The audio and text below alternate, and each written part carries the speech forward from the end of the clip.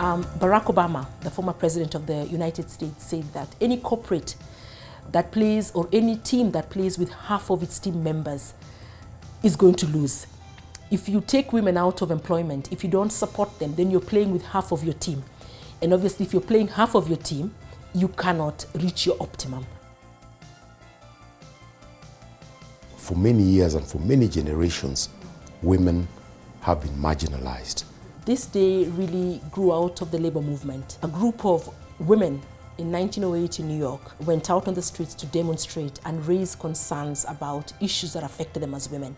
The issues were various, but some of the key ones were the long hours and the working opportunities, which were not very favorable for women. In Kenya, the issues relating to menstrual health and availing to women and girls just basic sanitary materials just so that they can go about their daily lives without their education or their professions being interfered with. It is a day not only to celebrate women for the great things they have done, but to constantly remind ourselves of humanity, and humanity being both men and women, and that they live in a community in which they complement one another.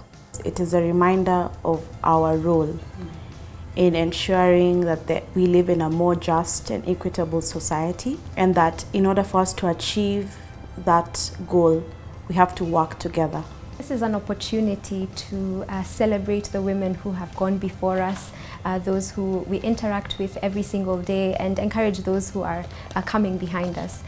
To help society realize that women can take up leadership position and can rise to the occasion when they do.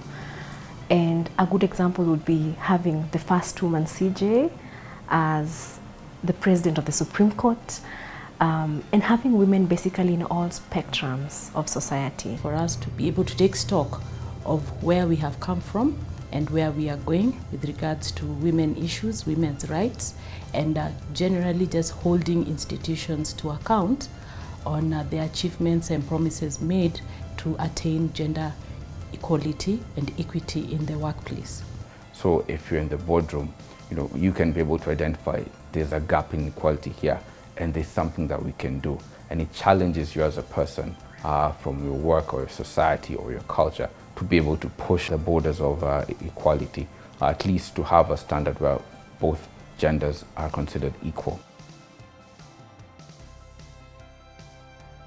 Equity is not just a nice to have, it's a must have. Equity and equality is not only a moral and ethical right or obligation, it's also a legal obligation that we have. Possibly as organizations and maybe even as law firms in this country, if women are given a chance to take the lead, of course in a team, because most of these matters are complex by their very nature and they're not a one-man show. From a leadership level or a team member level, just being able to be more intentional in the decisions we make, in even the kind of teams that we put together. I believe slowly but surely, this perception of bias, or even actual bias if it exists, will die a natural death.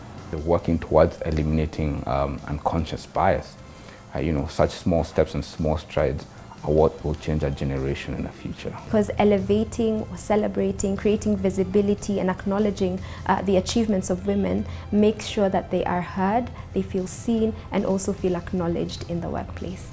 It's not just about ticking the boxes and giving women the same opportunities as men, then true change starts to happen. First and foremost, we must be able to give women an equal opportunity that we have given men.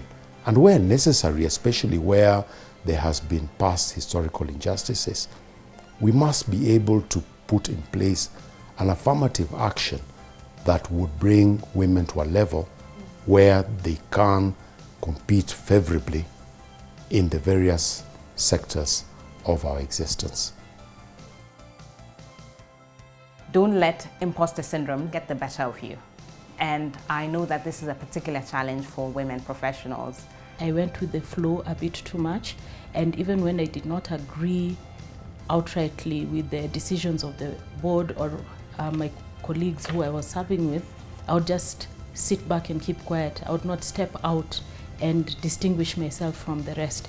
I think the most important thing is find a mentor, and not just any mentor, a good mentor. Surround yourself with women and men who can mentor and support you. They open doors which we previously didn't know even exist. They do that by not just giving us instruction and giving us wise counsel, but speaking up for us in tables or at arenas where we are not necessarily present. Finally, I'd like to just remind you that it's important that you take care of yourself mentally, emotionally, and also physically. We all need to do a little bit more exercise. I think I need to do a little bit more of that.